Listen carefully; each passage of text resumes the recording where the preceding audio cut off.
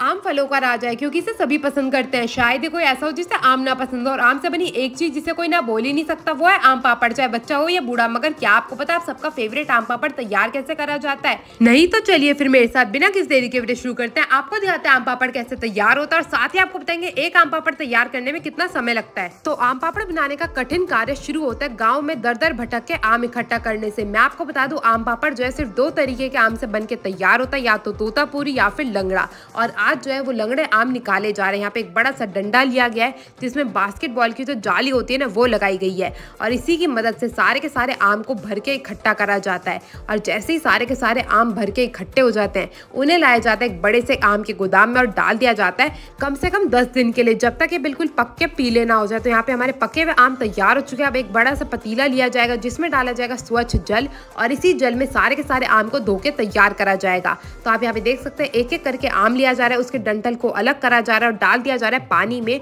अब पानी में सारे के सारे आम को बिल्कुल बढ़िया तरीके से साफ करा जाएगा ताकि उसमें कोई भी गंदगी ना हो, मिट्टी ना हो। उन्हें निकाल के रख दिया जाएगा दूसरी बाल्टी में। अब इस बाल्टी में हर एक आम के टुकड़े करे जाएंगे। मैं आपको बता दूं आम पापड़ बनाने के लिए ना आम को भी बड़े स्टाइल से काटा जाता है। एक आम के चारों ओर से उसकी फाके निकाल के अलग कर ली जाती है, मगर उन्हें गुठली से जोड़ के ही रखा जा रहा है। और आप जो ये मशीन देख रहे हैं ना, इसी मशीन में सारे के सारे आम से आम पापड़ तैयार करा जाएगा। तो यहाँ पे हमारे कटे हुए बाल्टी भर के आम पापड़ आ चुके हैं। अब एक एक करके सारे के सारे आम को इस मशीन में डाला जाएगा जिससे उसका गूदा निकाल के अलग करा जा सके। तो यहाँ पे सारे के सारे आम को डाला जा रहा है इस बड़ी सी मशीन में। इस मशीन का कार्य होता है एक तरफ से सारा का सारा गूदा अलग कर देती है और एक तरफ से सारे के सारे छिलके। तो आप यहाँ पे देख सकते हैं सारे के सारे छिलके बाहर आते जा रहे हैं जिसमें बिल्कुल भी गूदा नहीं है। गुठली हो छिलके हो दोनों ही चीजें इस मशीन में अलग हो जाती हैं। एक तरफ से ये आता जा रहा है, दूसरी तरफ से हमारा आम का पल्प निकल के बाहर आता जा रहा है। और अगर आप लोग सोच रहे हैं जो इतना सारे छिलके और गुठली निकली है इसका क्या होगा, तो गुठली से नए आम के पेड़ लगाए जाएंगे और ये जितने भी छिलके हैं उनसे बनाई जाएगी खटाई। तो आप यहाँ पे देख सकते हैं सारी की सारी चीजें बिल्कुल बढ़िया तरीके से अलग हो चुकी है और हमारे जो आम का रस निकला था उसका भी पतीला बिल्कुल भर के तैयार हो चुका है। अब इसमें डाली जाएगी ढेर सारी चीनी। जो आप ये चीनी का बिल्कुल भरा हुआ कट्टा देख रहे हैं ना, ये पूरा का पूरा इसमें डलने वाला है। भाई ये सुन के तो मैं हैरान ही रह गई थी, इतना मीठा होने के बाद भी खट्टा कैसे लग जाता है आम पापड़। तो आप यहाँ पे देख सकते हैं कट्टा खुल चुका है। इस कट्टे को सीधा का सीधा लिया जाएगा और पलट दिया जाएगा इस मैंगो प्यूरी में।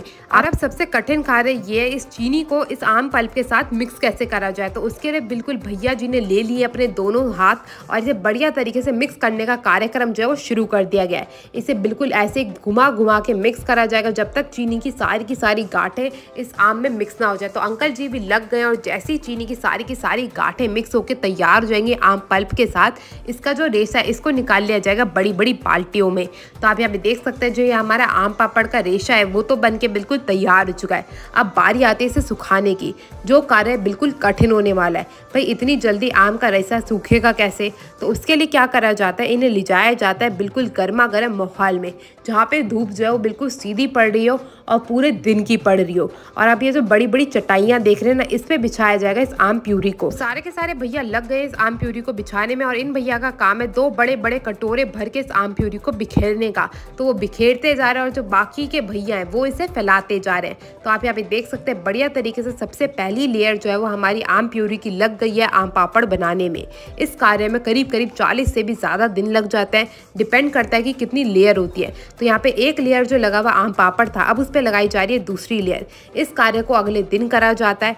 ऐसे ही दिन पे दिन बीतते जाते हैं, जो आम पापड़ है वो बन के तैयार होता है। भाई बड़ी मेहनत का काम है, एक आम पापड़ बनाने में 40 दिन से भी ज़्यादा लग जाता है कई बार तो। और अगर बारिश पड़ जाए तो सारा का सारा माल हो जाता है बिल्कुल खराब, क्योंकि इसे रात दिन ऐसे ही पड़े रहने देते हैं तभी ये बिल्कुल बढ़िया तरीके से सूख के तैयार हो पाता है। मैं आपको बता दूं आम पापड़ बनाना बहुत ही कठिन है क्योंकि आपको पूरे दिन की धूप झेलनी होती है, इसे ऐसे ही फैलाना होता है, जिस कार्य में आपकी कितनी मेहनत लगती होगी ये तो आप लोग सोच ही सकते हैं। अब जो ये आपके सामने ये 35 दिन पुराना आम पापड़ है जिसके ऊपर एक एक कटोरा भर के आम का पल्प डाला जाएगा और उसे बढ़िया तरीके से फैला के तैयार करा जाएगा।